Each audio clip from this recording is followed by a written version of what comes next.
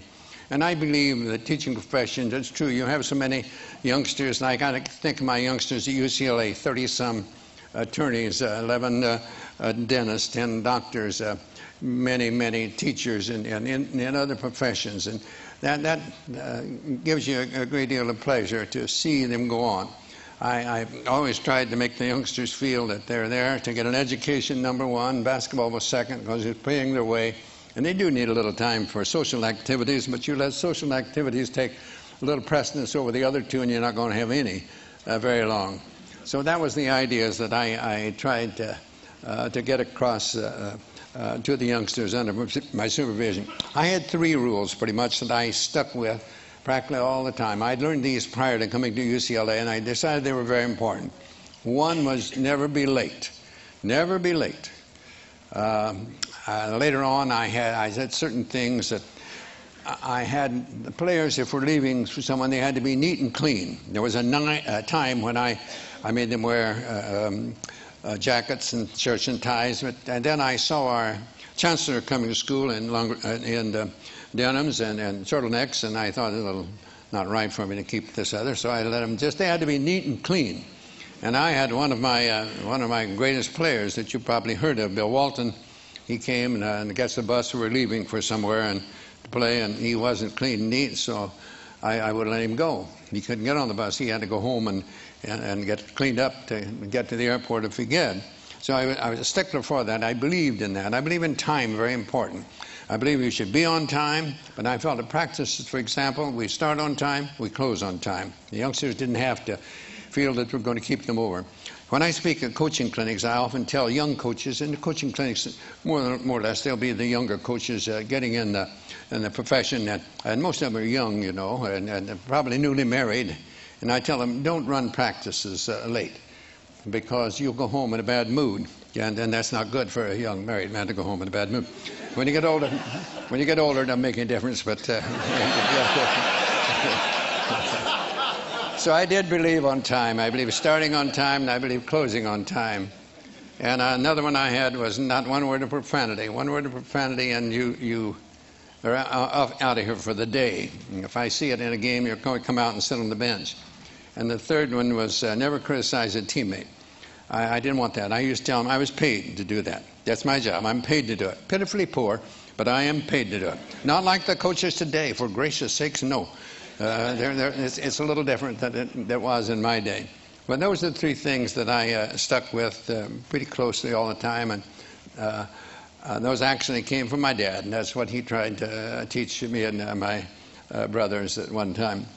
I came up with a pyramid eventually that I'm not going to, we don't have the time to go on that, but that to help me, I think, become a better teacher.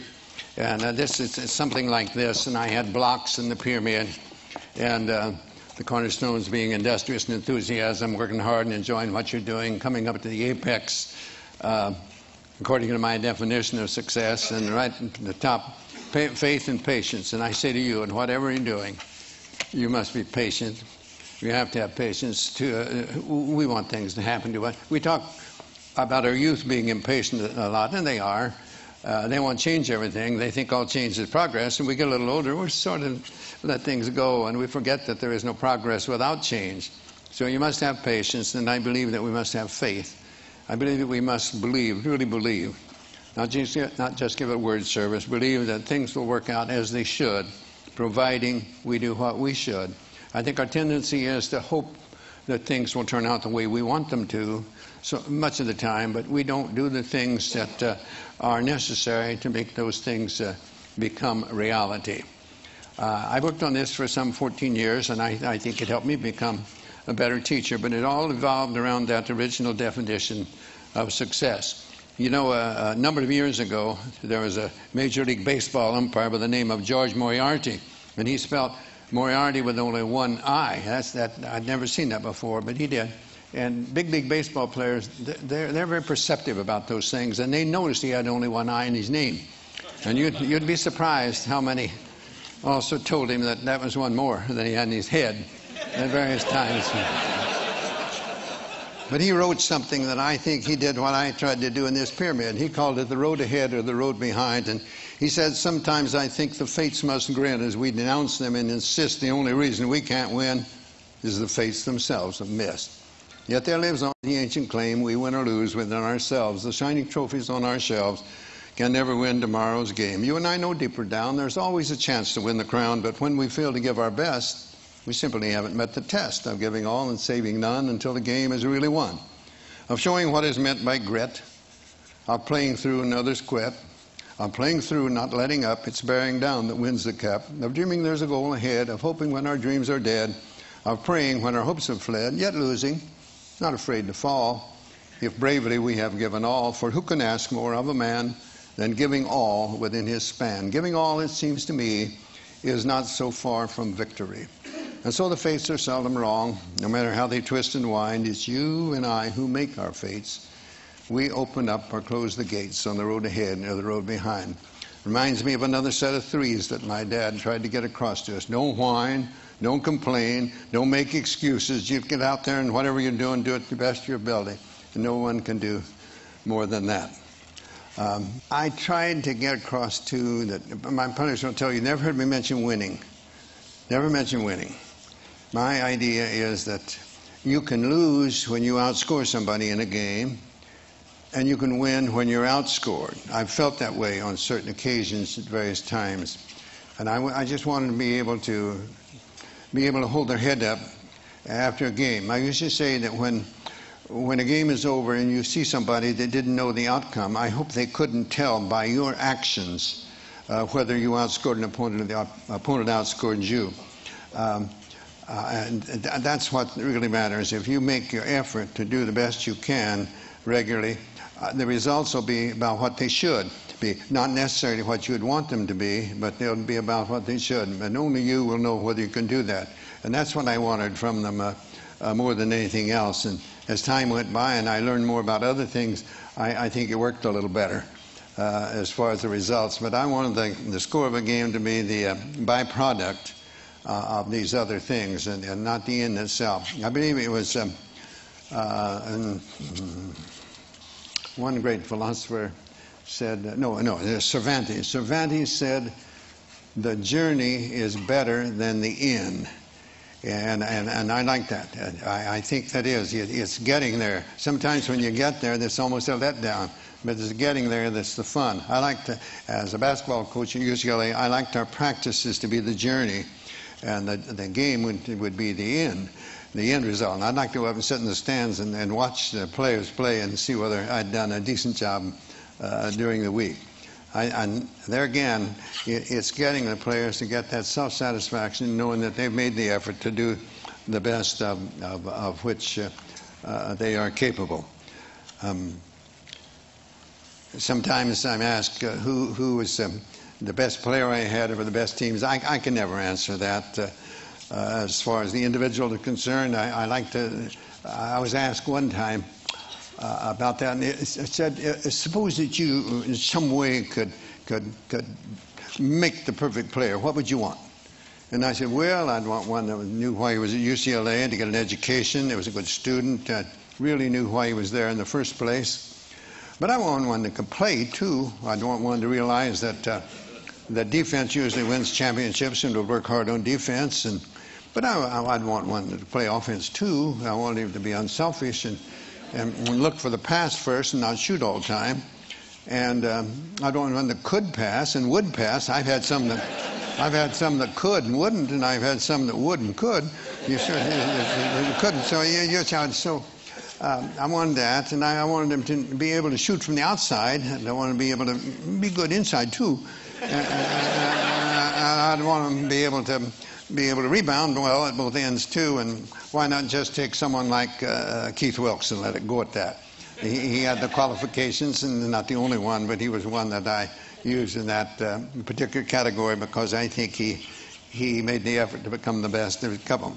I mentioned in my book, They Call Me Coach, that two players that gave me great satisfaction. It came as close as I think anyone I ever had to reach their full potential. One was Conrad Burke, and one was Doug McIntosh. When I saw them as freshmen on our freshman team, we didn't have freshmen, couldn't play varsity when I taught, and I thought, oh gracious, if these two players, either one of them, they're different years, but I thought about each one of them at the time he was there. Oh, if he ever makes the varsity, our varsity must be pretty miserable if he's good enough to make it.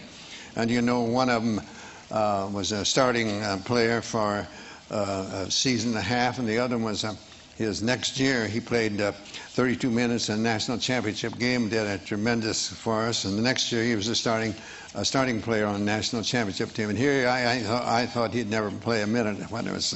So those are the things that give you a great joy and great satisfaction to see one. Neither one of those youngsters could shoot very well, but they had outstanding shooting percentages because they didn't force it. And neither one could jump very well, but they kept good position, and so they did well rebounding. They remembered that every shot is taken, they assumed it'd be missed. I've had two men that stand around, wait to see if it's missed, then they go, it's too late. Somebody else is in there ahead of them.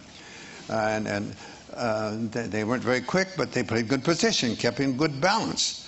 And so they played pretty good defense for us. So they had qualities that they came close to, as close to reaching possibly their full potential as any players I ever had. So I consider them as to be as successful as a Louis Alcindor or a Bill Walton or in many of the others that we had. There were some outstanding players. Have I rambled enough? I was heard that when he makes his appearance, I was supposed to shut up.